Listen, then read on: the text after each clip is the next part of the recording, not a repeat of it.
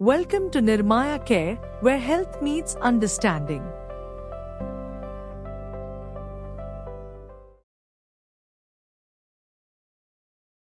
This video was originally published on nirmayacare.com. For an uncensored, ad-free version of this video and other health education content, visit nirmayacare.com. Let me ask you something. Have you ever handed your phone to a crying child just for a moment of peace? We've all been there. But what if that simple act is part of a much bigger story? One that's quietly reshaping childhood as we know it. Today, we're diving into the new front line of parenting, the battle against digital addiction, and more importantly, how you can win.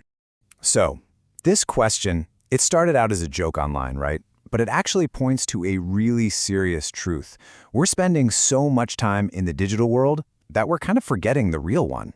And hey, if we feel that disconnect as adults, just imagine what it's doing to our kids, who are basically growing up with this as their first language. Because this habit, it starts shockingly early. Just look at this number, 73.3%. Let that sink in for a second. That's how many kids in India under the age of 2 are already getting way too much screen time.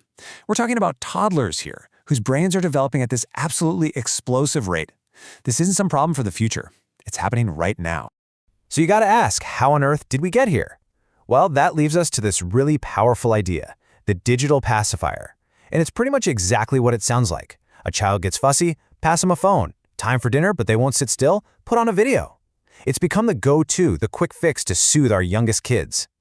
Now, I know that is a startling comparison, a phone as a drug syringe, but when you really look at the science behind it, it's alarmingly accurate.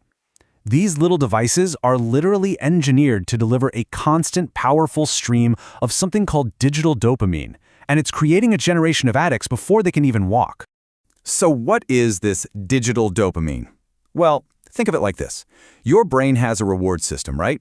When you do something good, like eat a great meal, it gives you a little hit of a chemical called dopamine that makes you feel happy. Now imagine a slot machine that hits the jackpot every single time you pull the lever.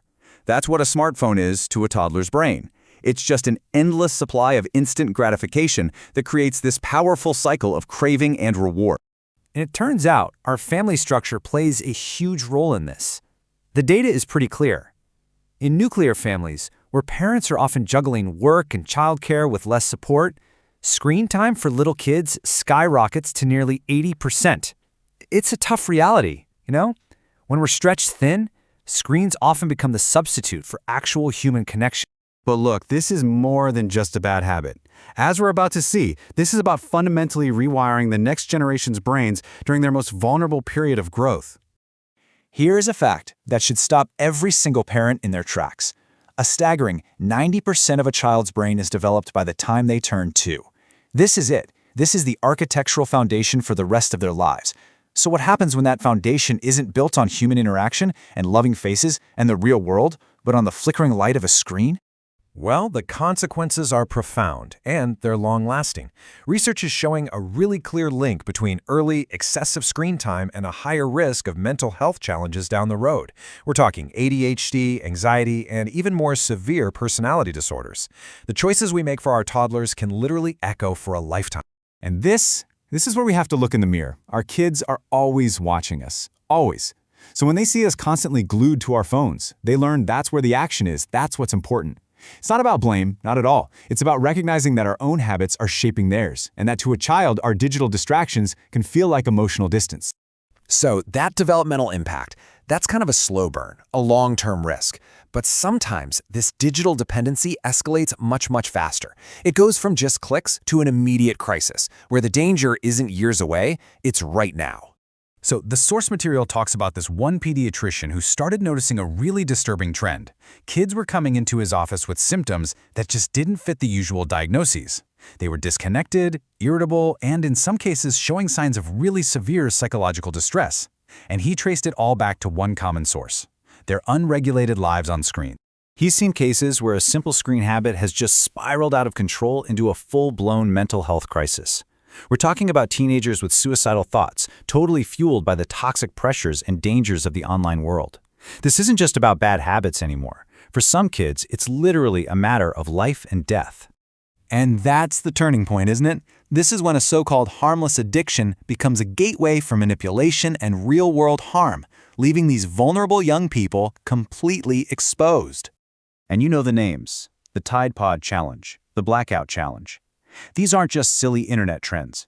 They're dangerous, sometimes deadly phenomena that spread like wildfire online, preying on the most vulnerable among our kids. And this is the dark side of digital dopamine. These challenges are literally engineered to hijack a young person's brain.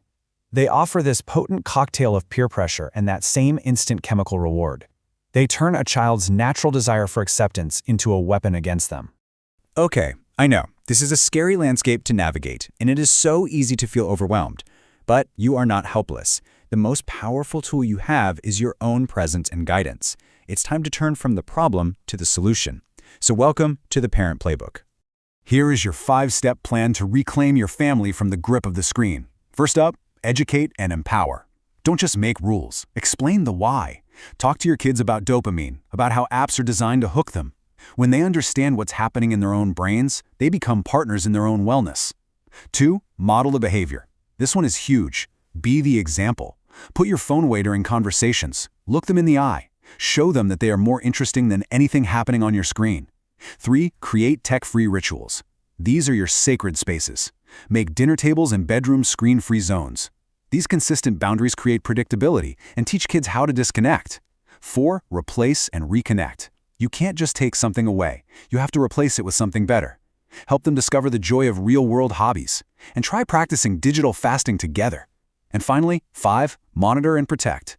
Know what apps they're using. Use the parental controls. But most importantly, keep the conversation open and judgment-free, so they know they can come to you when they see something scary or weird online. Because in the end, it all just boils down to this. The real antidote to the digital world isn't less technology, it's more human connection. Be the person who makes your child feel truly seen and heard and valued, so they don't have to go looking for that validation from a screen. So we'll leave you with this choice. The next time your child is upset, what will you reach for? The cold comfort of a screen or the warmth of your arms? In the end, the most powerful technology you will ever have is your own love and attention. Use it wisely.